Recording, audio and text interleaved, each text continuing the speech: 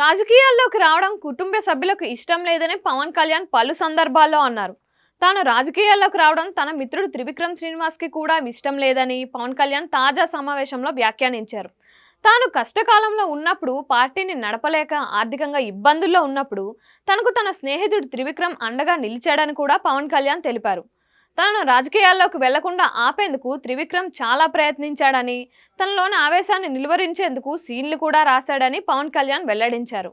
పవన్ కళ్యాణ్ రానున్న ఎన్నికల్లో జనసేన పార్టీని గెలిపించుకునే దిశగా అడుగులు వేస్తున్నారు. దీనికోసం తీవ్రంగా శ్రమిస్తున్నారు. తెలుగుదేశం పార్టీతో పొత్తు జనసేనకు కలిసి వస్తుందని కూడా భావిస్తున్నారు. అధికార వైసీపీని ఓడించడమే ధ్యేయంగా పనిచేస్తున్నారు. అదే క్రమంలో ప్రచార సభల్లో ప్రసంగాలతో ఆకట్టుకుంటున్నారు కూడా. అయితే తన సభలకు వచ్చే లక్షలాది మంది జనం ఓట్లు వేయరని, అది కూడా తనకు తెలుసని పవన్ కళ్యాణ్ వ్యాఖ్యానించారు.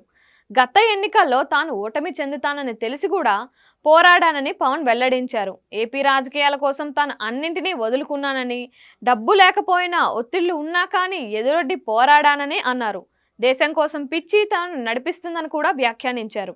తనకు కష్టకాలంలో అన్ని రకాలుగా త్రివిక్రమ్ అండగా నిలిచారని, తన స్నేహధర్మం ఎంతో గొప్పదని వ్యాఖ్యానించారు.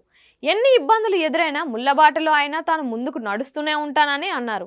జనసేన ఆవిర్భావ దినోత్సవం సందర్భంగా ఏర్పాటు చేసిన సభలో పవన్ ఈ విధంగా వ్యాఖ్యానిస్తూ వచ్చారు.